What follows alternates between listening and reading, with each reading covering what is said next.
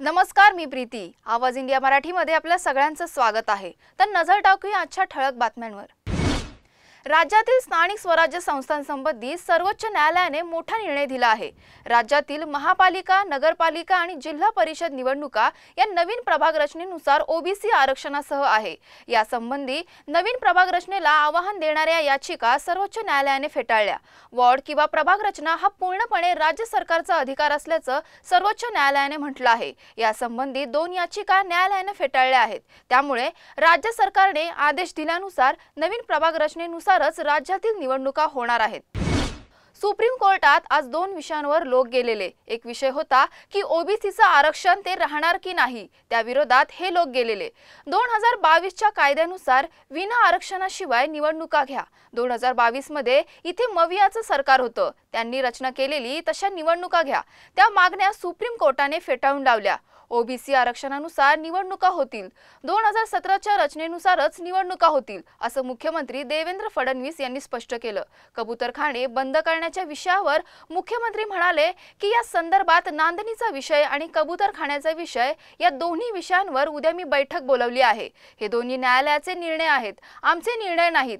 महाराष्ट्र मराठी आणि गैर मराठी असा वाद नाहीये। काही लोक असा वाद निर्माण करण्याचा प्रयत्न करतायत।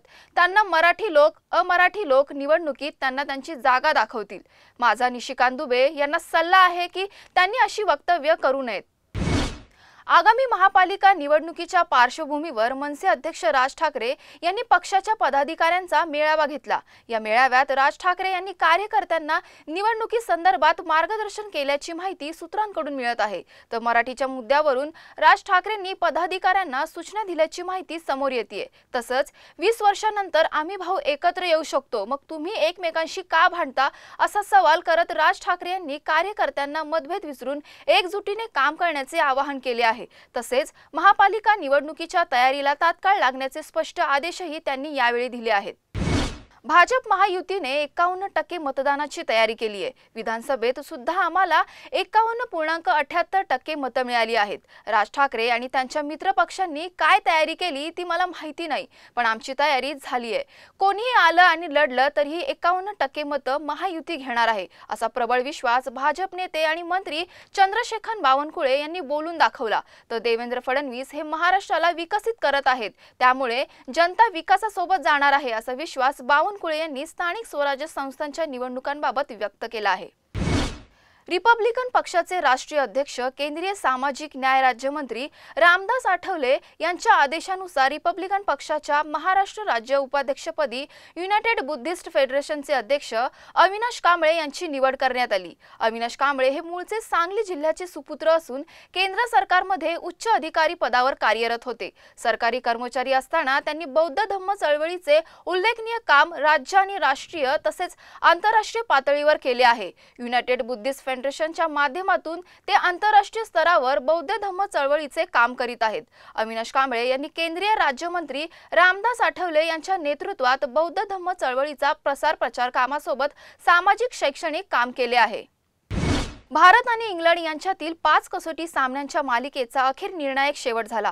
केनिंग्टन ओव्हल मैदानावर रंगलेल्या 5व्या आणि अंतिम कसोटीत टीम इंडियाने इंग्लंडवर ऐतिहासिक विजय मिळवत मालिका 2-2 अशी बरोबरीत आणली। इंग्लंडसमोर 374 धावांचे विशाल लक्ष्य होते, पण हॅरी ब्रूक आणि जो रूट या दोघांनी मिळून इंग्लंडच्या विजयाच्या आशा प्रबळ केल्या। दोघांनीही शतके ठोकून सामना भारताच्या हातातून निसटतो की काय असा क्षण आला, पण शेवटी भारताच्या वेगवान माऱ्यासमोर इंग्लंड संघाने गुडघे टेकले। प्रसिद्ध कृष्णा आणि मोहम्मद सिराज या जोडीने शेवटच्या सत्रात माऱ्याची धार वाढवली आणि इंग्लंडचा डाव 367 धावांवर आटोपला। या विजयाने भारताने केवळ सामना नव्हे तर मालिकाही वाचवली।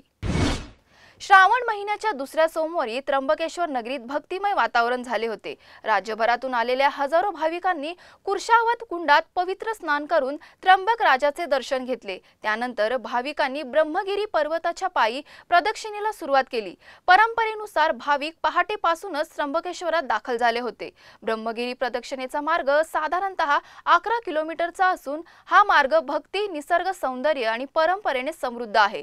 श्रावणात त्र्यंबकेश्वरमध्ये दर सोमवारी भाविकांची अलोट गर्दी पाहायला मिळते। हे धार्मिक पर्व श्रद्धा, निष्ठा आणि सामाजिक एकतेचा अनोखा संगम घडवून आणते।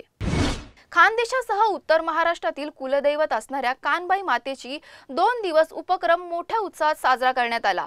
गेल्या 50 वर्षापासून धुळ्यातल्या नारायण मास्तर चाळ भागात राहणाऱ्या बागुल कुटुंबियाच्या कानूबाई मातेला सुमारे 50 वर्षांची परंपरा लाभली आहे। दरवर्षी मेणबत्ती पासून इको फ्रेंडली कानबाई मातेची स्थापना करत बागुल कुटुंबियांनी पर्यावरण संवर्धनाचा देखील संदेश दिला आहे। 2 दिवस चालणाऱ्या या उत्सवात पहिल्या दिवशी कानबाई मातेची स्थापना केली जाते। भाजी भाकरीसह रोडचा नैवेद्य दाखवून रात्रभर कानबाई मातेची गाण्यासह नृत्य करत जागरण करून दुसऱ्या दिवशी कानबाईचं वाजत गाजत मिरवणूक काढत विसर्जन करण्यात आलं। अशाच महत्त्वाच्या बातम्या पाहण्यासाठी बघत रहा आवाज इंडिया मराठी।